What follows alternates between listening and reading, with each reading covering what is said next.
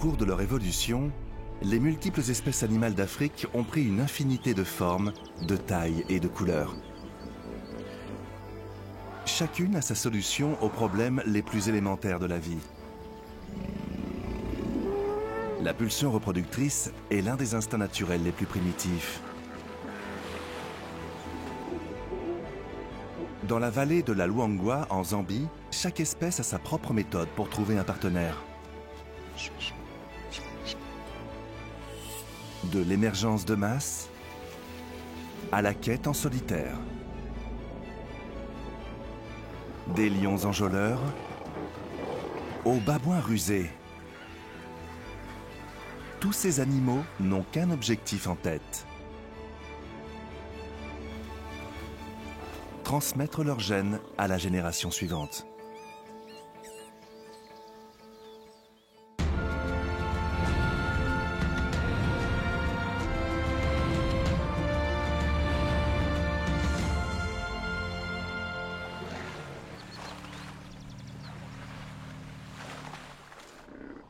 On estime qu'il y a 8 700 000 espèces animales dans le monde. Celles qui vivent sur ce continent surpeuplé ont mis au point des méthodes diverses et variées pour trouver le partenaire idéal. Voici un animal dont la taille imposante est la meilleure stratégie.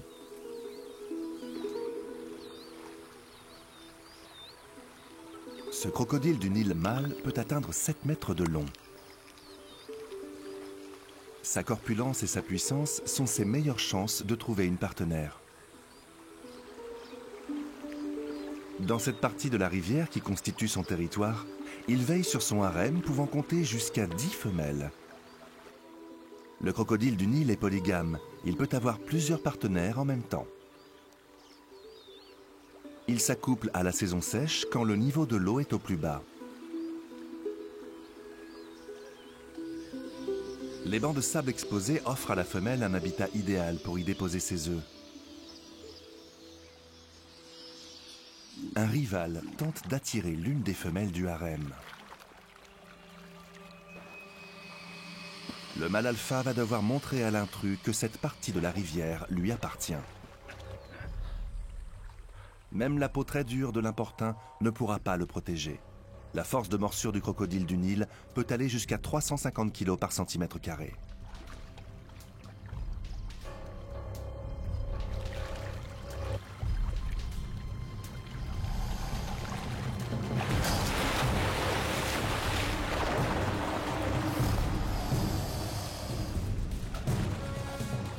Mieux vaut prendre la fuite. Après tout, demain est un autre jour.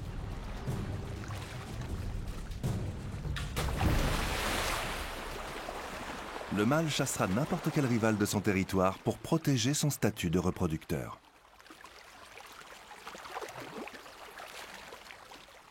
À la saison des amours, les mâles deviennent extrêmement agressifs et territoriaux. Mais la résistance n'est que la moitié du combat. Pour arriver à ses fins, il devra montrer aux femelles son côté plus affable. Il s'approche lentement et se lance dans une danse nuptiale soigneusement chorégraphiée.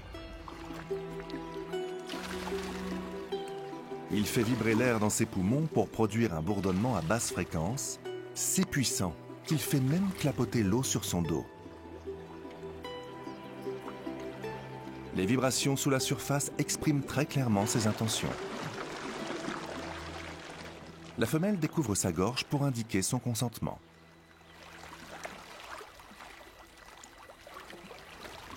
Elle peut stocker sa semence pendant 5 mois ou plus.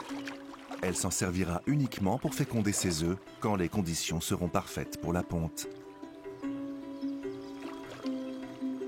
Elle veillera sur le nid jusqu'à l'éclosion des œufs 90 jours plus tard et s'occupera des petits jusqu'à l'âge de 2 ans. Cependant, 1% seulement des bébés atteigneront l'âge adulte.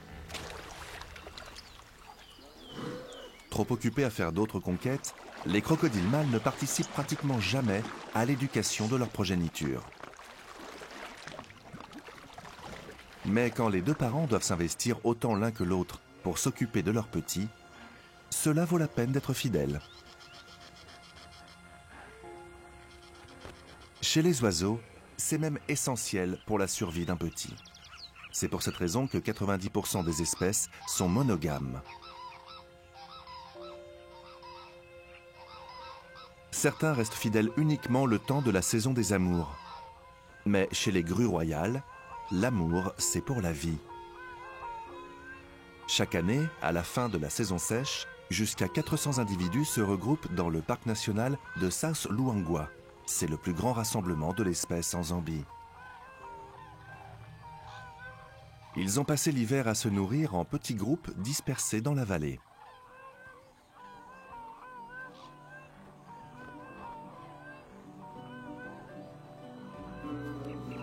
Ce couple est venu renforcer ses liens en dansant avec l'arrivée de la saison des amours.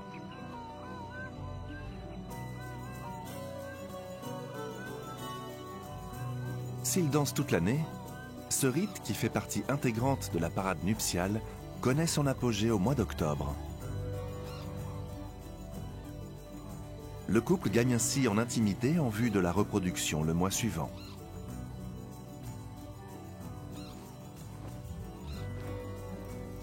Ils resteront ensemble pendant près de 20 ans et élèveront entre 1 et 5 petits par couvée.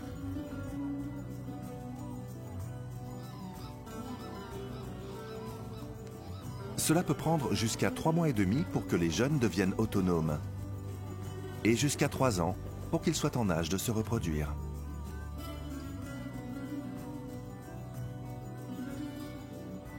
Les grues royales peuvent se reproduire tout au long de leur vie commune et élever ainsi jusqu'à 70 petits.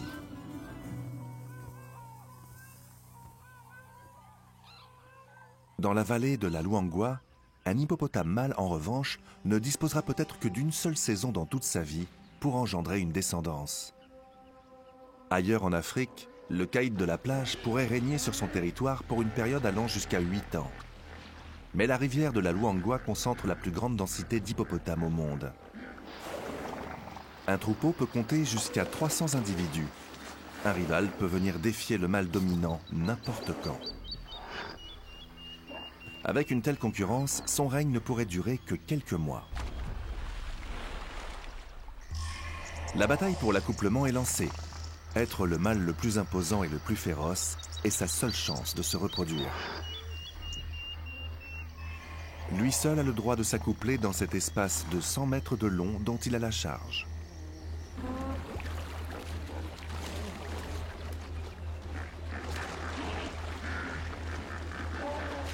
Les combats pour défendre son territoire et la nécessité de se reproduire sont violents.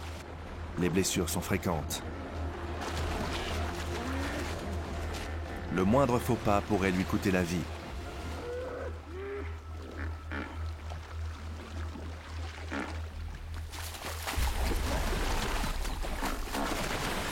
Protéger son troupeau est épuisant, mais cela en vaut la peine.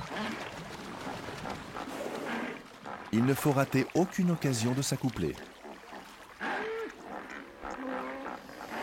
Le mâle dominant parcourt régulièrement son territoire pour vérifier si l'une des femelles est en chaleur.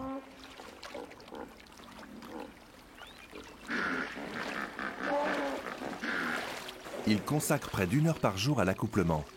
Chez les hippopotames, la reproduction nécessite un peu de ruse, une belle étendue d'eau et beaucoup de patience pour la femelle.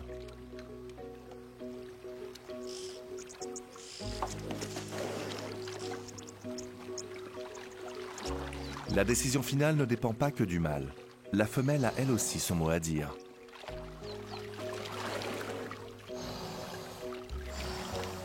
Tous deux ont des motivations différentes. Lui veut une progéniture la plus nombreuse possible.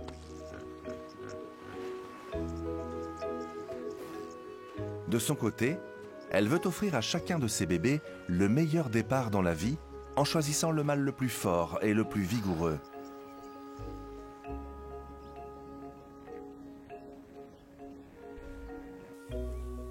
Chez les Puku, être un mâle dominant ne suffit pas. Concernant le choix du partenaire, la femelle a le dernier mot. Si la qualité du territoire est un critère important, elle ne dédaigne pas pour autant l'apparence physique.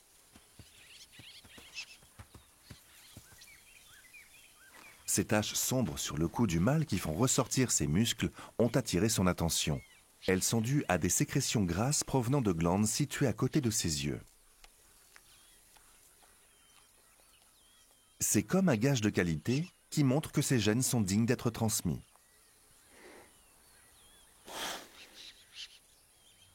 Plus la tache est sombre, plus le poucou mâle est séduisant. Il tapote délicatement la femelle de sa patte antérieure pour voir si elle est réceptive à ses charmes. On dirait qu'il correspond à ce qu'elle cherche. Si elle reste dans les environs, il tentera de s'accoupler de nouveau au bout de 10 à 15 minutes. Les poucous présentent un dimorphisme sexuel. Mâles et femelles ont une apparence physique différente. Chez le mâle, les taches noires, le cou épais et musclé et les cornes sont des attributs de sa force et de sa virilité. Ils aident les femelles à choisir le partenaire avec les meilleurs gènes. Mais ils servent également à avertir les mâles rivaux en leur faisant comprendre qui est le plus fort avant que le conflit ne dégénère en pugilat.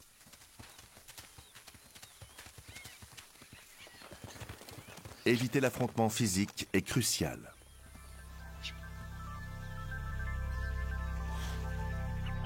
Si un animal meurt avant d'avoir trouvé une partenaire, son patrimoine génétique meurt avec lui. Pour l'éléphant, l'animal terrestre le plus fort du monde, une violente bagarre peut s'avérer dramatique. Pour éviter les conflits, les éléphants mâles obéissent à une hiérarchie de dominance stricte. Ce jeune mâle passe la plus grande partie de son temps seul, mais il croise des congénères. Il doit savoir rester à sa place. Les éléphants peuvent parcourir plus de 80 km en quête d'eau et de nourriture.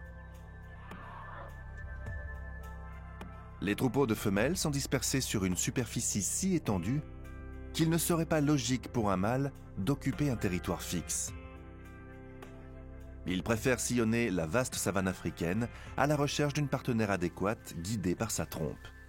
Il la pointe en l'air dans différentes positions pour identifier la direction d'une odeur. Il possède près de 2000 gènes uniquement dédiés à l'odorat, soit 2 fois plus qu'un chien de chasse.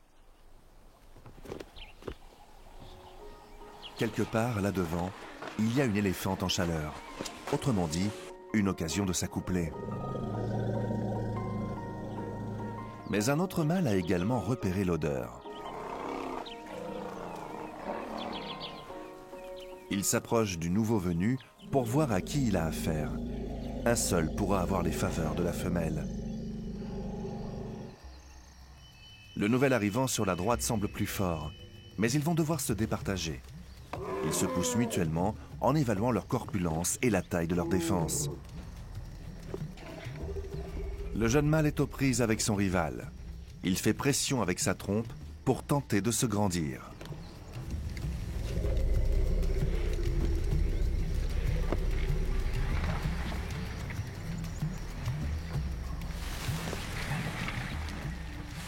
Le mâle plus âgé et plus imposant repousse son adversaire.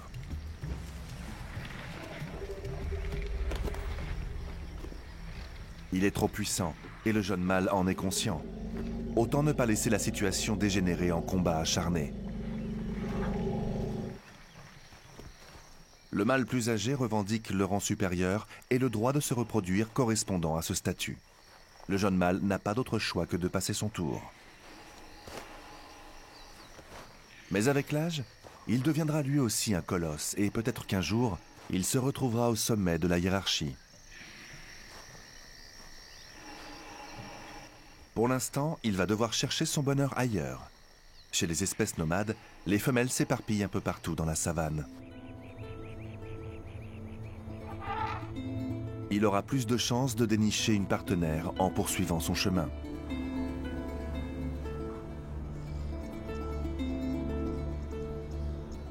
D'autres géants parcourent inlassablement la savane. Cette girafe mâle organise ses déplacements quotidiens autour des dames des environs. Mais son odorat est bien moins efficace que celui des éléphants.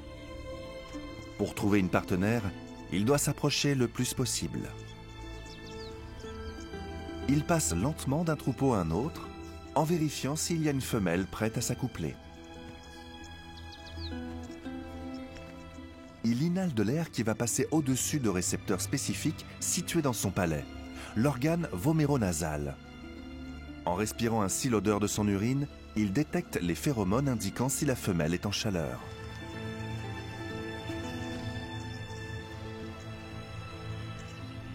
Il a de la chance, cela ne va pas tarder. Il doit simplement se montrer patient. Il va la suivre jusqu'à ce qu'elle soit prête à s'accoupler. Cela peut prendre plusieurs jours.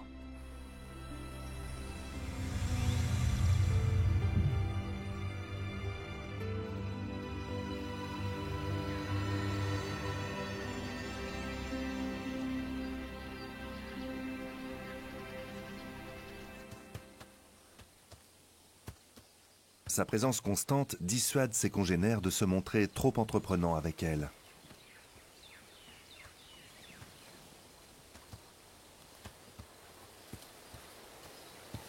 La femelle est uniquement fertile durant un intervalle réduit de 4 jours.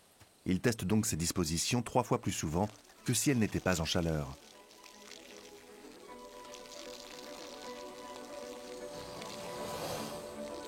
Ça y est, elle est enfin prête.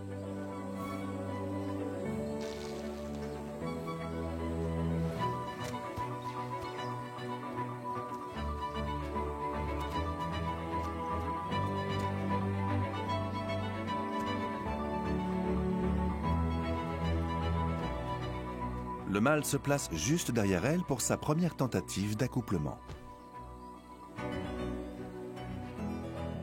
La femelle se laisse rarement faire sans réagir, ce qui n'est pas étonnant vu qu'il peut faire le double de son poids.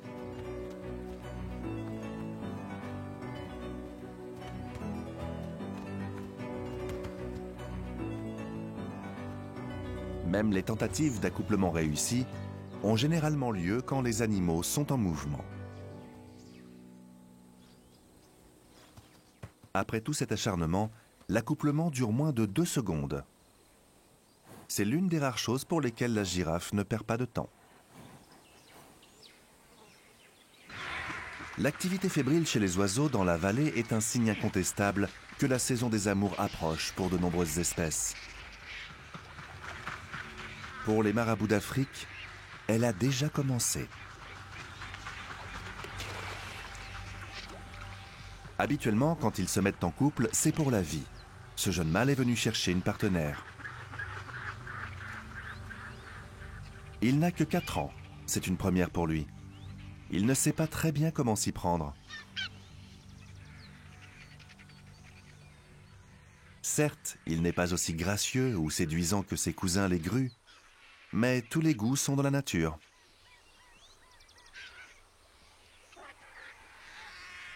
S'il envisage sérieusement de trouver sa moitié, il va devoir l'impressionner. Il ferait mieux de s'arranger un peu.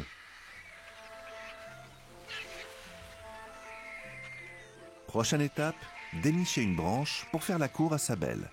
C'est un geste romantique. Les marabouts d'Afrique offrent à leurs partenaires potentiels des matériaux pour construire leur nid. Il vient justement d'en repérer une. Mais elle se montre totalement indifférente. Son manque d'expérience transparaît. Ce n'est pas si facile de ramasser une brindille avec un bec de 35 cm.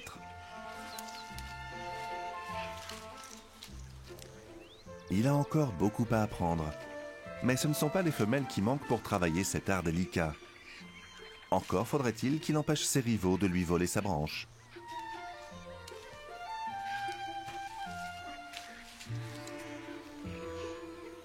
Trouver sa compagne pour la vie n'est pas une décision anodine. Il faut vraiment que le courant passe d'emblée.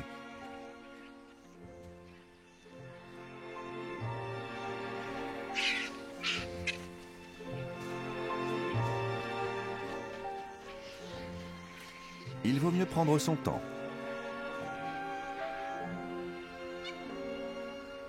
Et puis demain est un autre jour.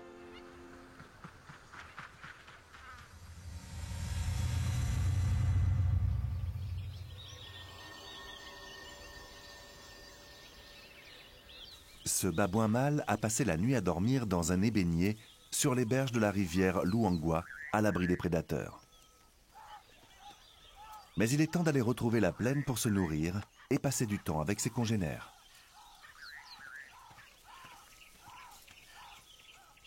Il fait partie d'un vaste groupe mixte de plus de 70 individus. La monogamie n'est définitivement pas de mise.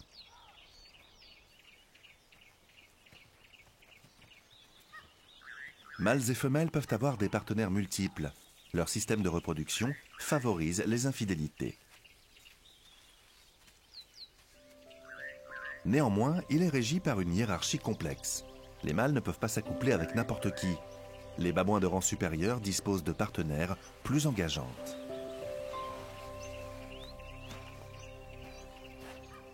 Plus le combattant est reconnu en tant que tel, plus le rang est élevé.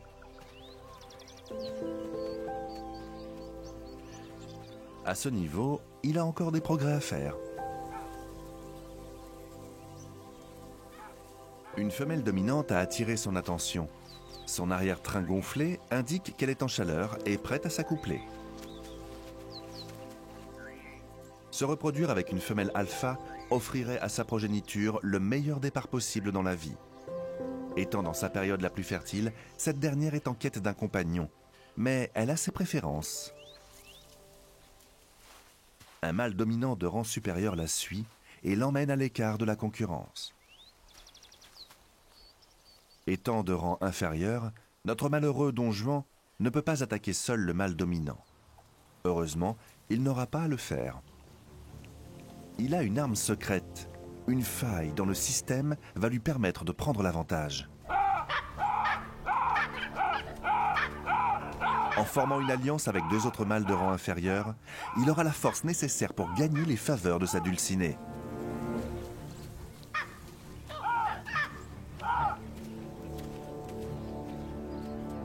Le mâle dominant sent la tension croître.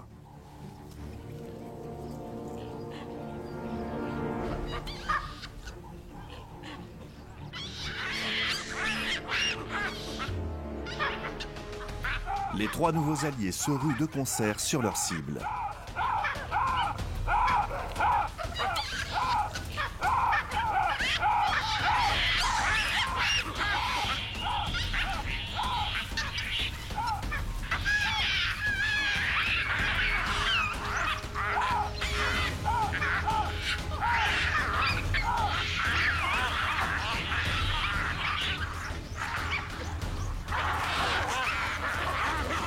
Le dominant préfère battre en retraite.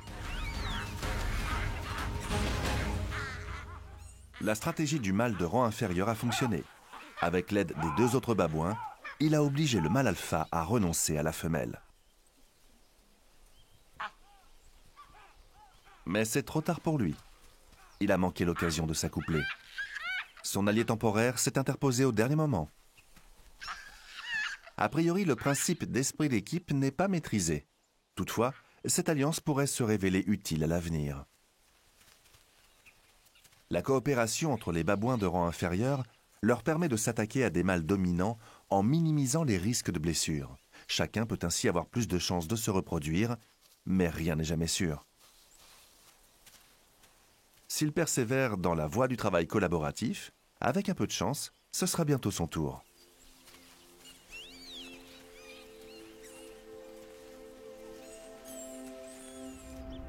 Beaucoup d'animaux parviennent davantage à leur fin en faisant équipe qu'en faisant cavalier seul.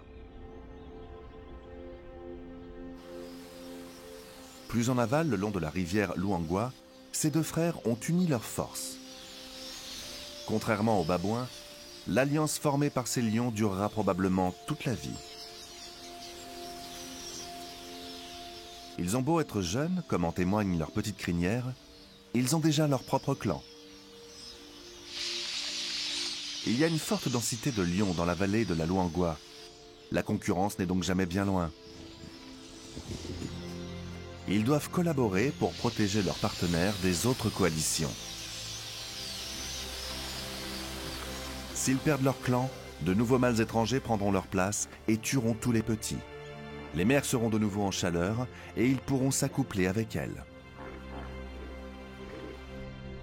Ils sillonnent donc leur territoire en envoyant des signaux clairs à leurs rivaux potentiels. Ils diffusent leur odeur par des jets d'urine et en grattant le sol.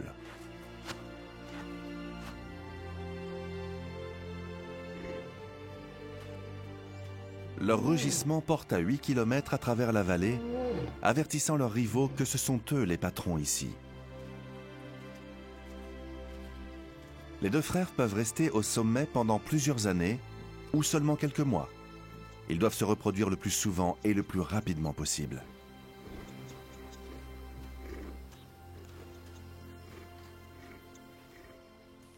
L'une des lionnes s'est mise à l'écart du clan. Les scientifiques l'ont identifiée, elle porte un collier émetteur. Les mâles sentent qu'elle est en chaleur. Bien qu'elle soit prête pour l'accouplement, l'ovulation n'a pas encore eu lieu. Comme chez tous les félins, elle est déclenchée par les rapports sexuels. Le mâle dominant passe en premier, tandis que son frère attend à proximité.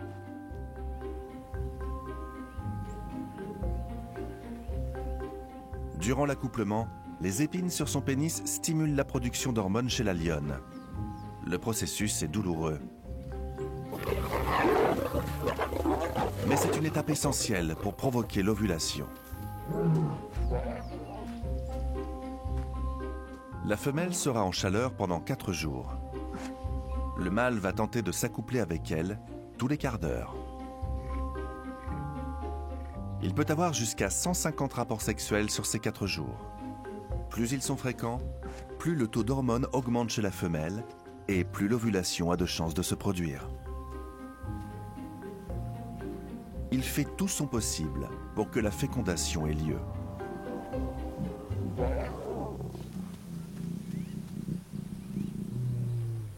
Mais son endurance a des limites.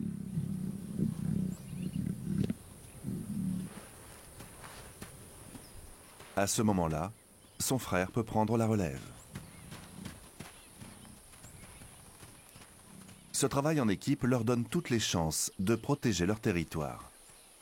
En s'alliant, les deux frères peuvent conserver leur clan au complet et maintenir les petits en vie.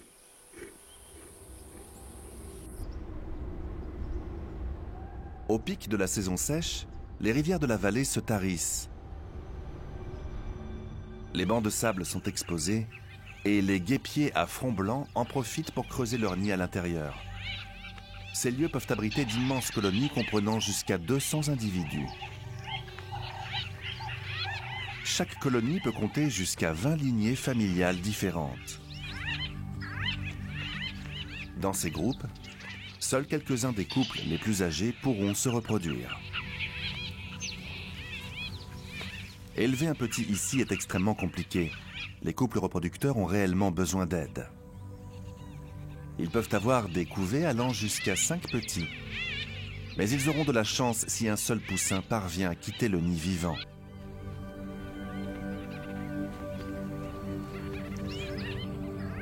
Voici l'une des jeunes femelles de la nichée de l'année précédente. Bien qu'elle soit en âge de se reproduire, elle a décidé de rester avec ses parents. Les guêpiers à front blanc sont patrilocaux. Les mâles restent dans leur groupe familial. Cette femelle, par contre, pourrait rejoindre une autre famille de la colonie et avoir des petits de son côté. Mais il est si difficile d'élever une progéniture que rester pour aider ses parents est parfois plus raisonnable. Sa mère passe pratiquement toute la journée au nid pour s'occuper des nouveau-nés. Si sa fille restait avec elle, chaque poussin aurait 2 fois plus de chances de survivre. Elle leur donnerait à manger, aiderait à la couvaison et protégerait le nid des prédateurs.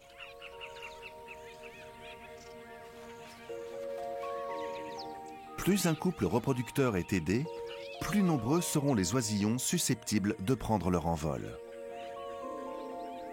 Elle a peut-être manqué l'occasion de se reproduire cette année, mais en aidant ses parents à élever ses frères et sœurs, elle peut transmettre ses gènes à travers eux. Elle partage en moyenne 50% de son patrimoine génétique avec n'importe quel membre de sa fratrie. Patrimoine qui sera identique avec ses propres petits.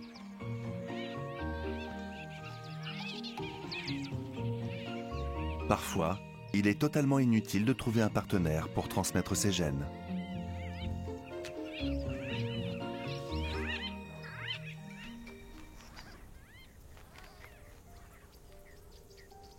Toutes les espèces de la vallée de la Luangwa ne sont pas aussi sociables que les guêpiers. Cette mangouste rouge mâle est seule la plupart du temps.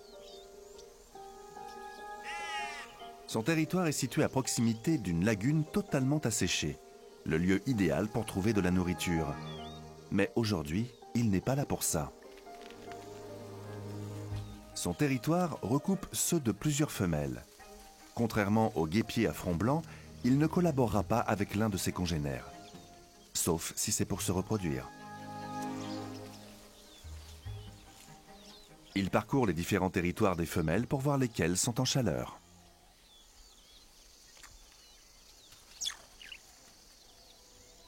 C'est son jour de chance.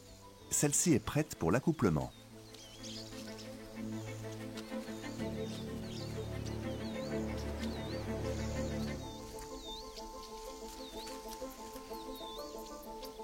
Il va la suivre partout pendant toute sa période de chaleur, qui peut durer plus d'une semaine.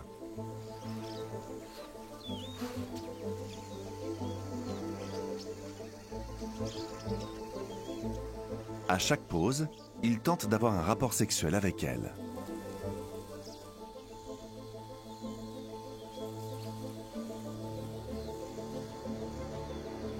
Quand ces chaleurs seront terminées, il recommencera à faire ses rondes en quête d'une nouvelle partenaire.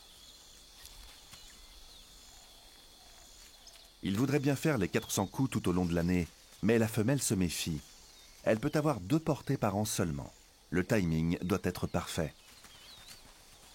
D'ici 2 mois environ, quand ses petits seront nés, la vallée de la Luangwa aura un tout autre visage.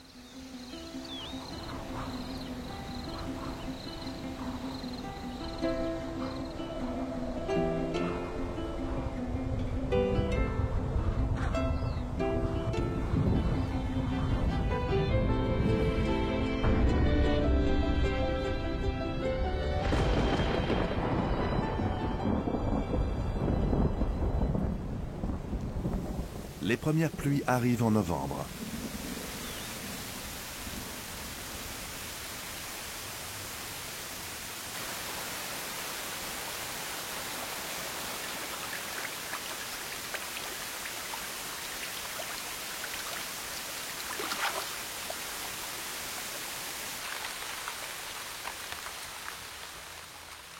La pluie est un élément déclencheur.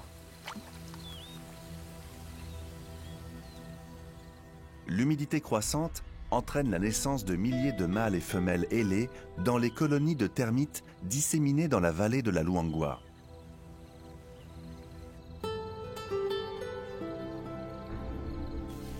Au coucher du soleil, des termites volants qui n'ont jamais vu la lumière du jour émergent par millions.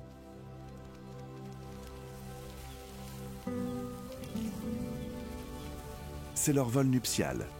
Des rois et des reines vierges quittent le seul foyer qu'ils aient connu jusque-là pour chercher un ou une partenaire. Étant de la même famille, ils se dispersent en quête de termites venant d'autres colonies. Cette stratégie a pour but de brasser le patrimoine génétique. Dans toutes les colonies, cette émergence a lieu à la saison des pluies, optimisant ainsi les chances des reproducteurs de se mettre en couple. Après avoir trouvé des congénères d'une autre colonie, les termites se posent sur le sol et perdent leurs ailes. En libérant des phéromones par son abdomen, cette femelle appelle un partenaire potentiel. Un mâle à proximité est attiré vers elle. Il cherche à la séduire en lui caressant l'abdomen avec ses antennes. On pense que c'est pour vérifier s'ils viennent de la même famille. Ce comportement est un processus de recrutement appelé tandem running. Une fois que le mâle s'est assuré qu'ils n'ont pas de lien de parenté, la femelle se met en quête d'un lieu de nidification. Dès qu'il l'a trouvé, le couple se calfeutre. C'est le début d'une nouvelle colonie. Ensuite seulement viendra l'accouplement. Ils ne remonteront jamais à la surface. Les chances de réussir à fonder une colonie sont minces, mais le nombre de termites qui se mettent en couple est si élevé que quelques-uns y parviendront forcément. Pour les termites, l'union fait la force.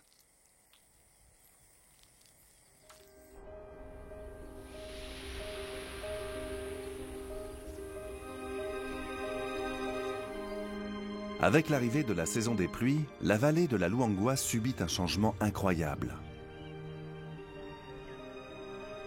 Ce sont les petits qui naissent à ce moment précis, quand la nourriture est la plus abondante, qui auront le plus de chances de survivre.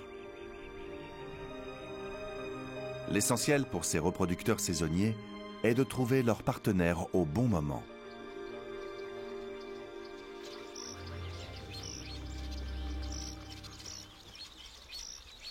Pour ce tisserin à tête rousse mâle, la saison des amours bat son plein. Il rejoint ses congénères au-dessus des lagunes, de nouveau remplies d'eau.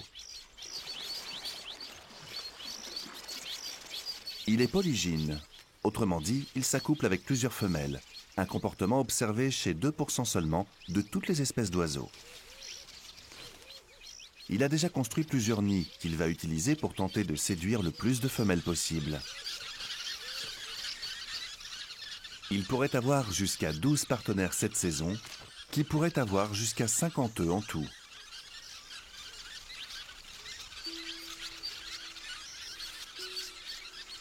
D'abord, il va devoir prouver qu'il vaut mieux que ses rivaux.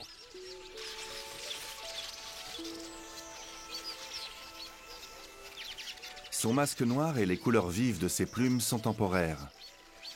C'est pour montrer qu'il est en forme et en bonne santé durant la période de reproduction. Mais il ne sera pas jugé uniquement sur son apparence. La colonie est une arène où il sera en compétition avec les autres mâles et devra se mettre en valeur pour attirer l'attention d'une femelle. On appelle ça un lek, ou air de parade. La nourriture est si abondante qu'il est impossible pour lui de défendre un territoire. Même s'il se retrouve en concurrence directe avec d'autres mâles, ils ont tout intérêt à unir leurs forces pour charmer les femelles.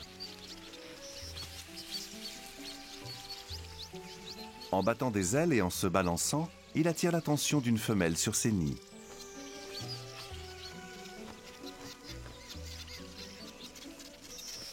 Elle commence par inspecter le nid voisin. Heureusement, il n'a rien d'exceptionnel. Il va devoir y aller plus fort avec ses ailes et son dos s'il veut qu'elle le remarque. Elle explore un autre nid à côté. Il n'est pas à son goût non plus.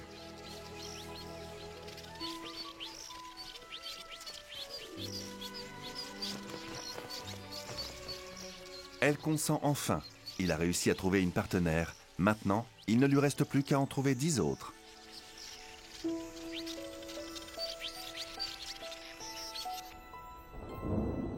Il pleut presque tous les jours durant la saison humide dans la vallée de la Luangwa.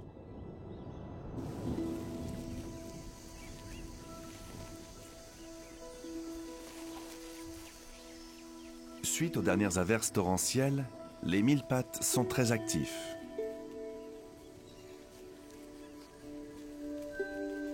Pour ce mâle, c'est la meilleure période pour chercher une partenaire. Étant doté d'une vue très rudimentaire, il doit tâter le sol avec ses antennes pour sentir où il va. Apparemment, chaque femelle laisse derrière elle une phéromone de piste pour que les mâles la suivent. Pour être sûr de ne pas perdre sa trace, il se déplace 1,5 fois plus vite qu'elle.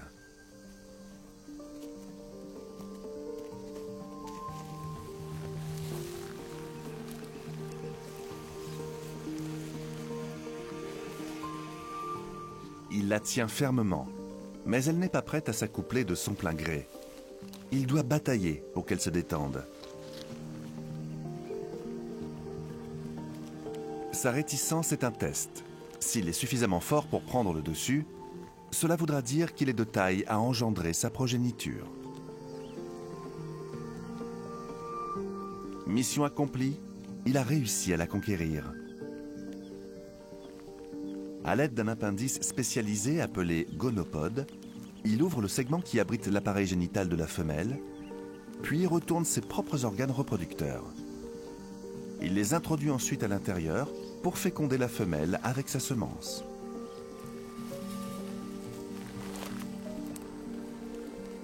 Il va continuer à chercher d'autres partenaires pendant qu'elle se mettra en quête d'un lieu où déposer ses œufs.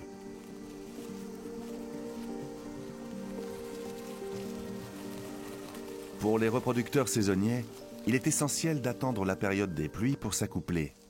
Les précipitations apportent l'humidité nécessaire pour ramollir la terre et permettre au mille-pattes de bâtir son nid.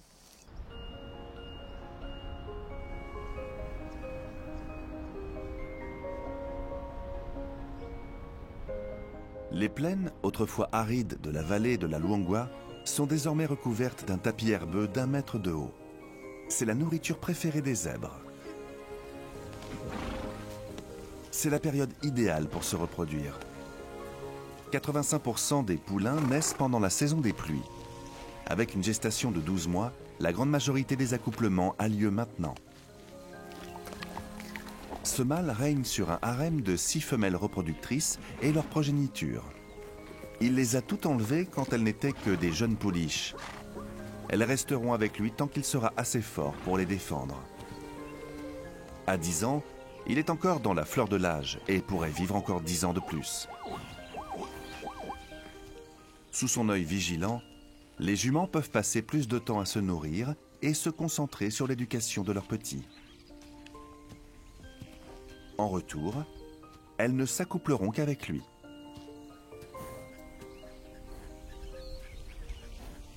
Ce jeune célibataire décide quand même de tenter sa chance.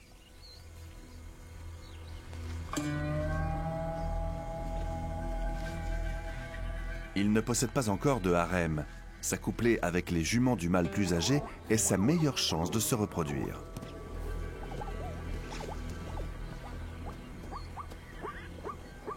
Si le jeune réussit à s'accoupler avec une jument déjà pleine, elle fera une fausse couche.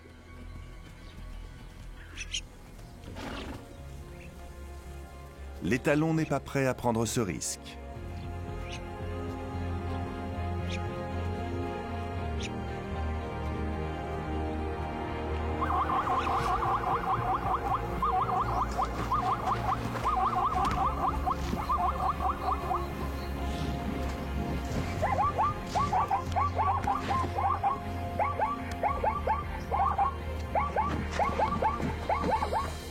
Il mord à plusieurs reprises son rival au cou, mais le jeune mâle ne cède pas. Ils sont visiblement de force égale.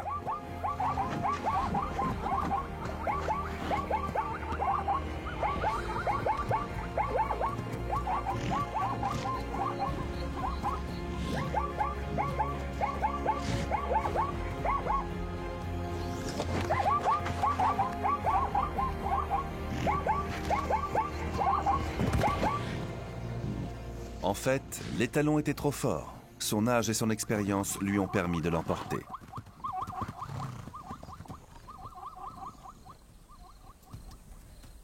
Il a réussi à protéger son harem face à son jeune adversaire et à conserver ses droits de reproduction. Mais pour ce qui est de trouver une partenaire, il y aura toujours de la concurrence.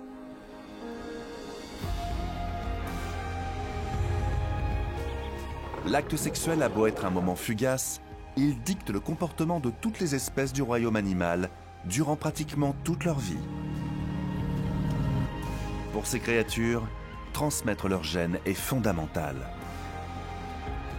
S'ils meurent sans y être parvenus, leur vie aura été vaine. Ces innombrables stratégies montrent bien que le combat pour le droit de se reproduire peut être aussi spectaculaire que mortel. Bien que le processus soit extrêmement dangereux et exigeant, la reproduction animale est essentielle pour favoriser et maintenir la diversité. Le brassage génétique entraîne de nombreuses fluctuations biologiques. Au fil du temps, ces changements seraient un moyen pour les espèces de survivre à tous les défis pouvant se présenter à l'avenir.